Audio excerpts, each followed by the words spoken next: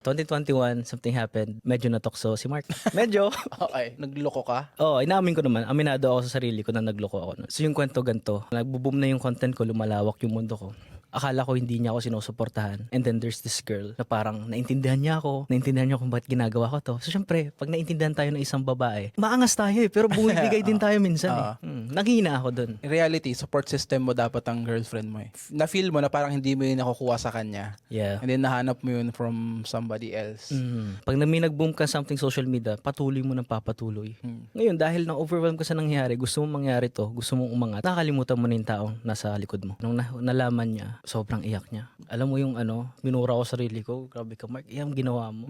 Trauma na yung binigay mo sa babae. Pero malupit pre, pinatawad niya ako. So hindi siya nakipaghiwalay sa'yo? Hindi. Pero gusto ko na. Kasi alam ko sa sarili ko sobrang mali yung ginawa ko. Tapos alam ko rin na kapag pinatawad ako neto, hindi ko na siya pwedeng lokohin. Kailangan ko siyang mahalin ng todo na. Kasi papatawarin ka, ginawa sa'yo yung ganun. Tapos papatawarin ka. Kumbaga, hindi mo lang nga deserve patawarin. ng Hindi time na. yun, di ba? Hindi ko na deserve.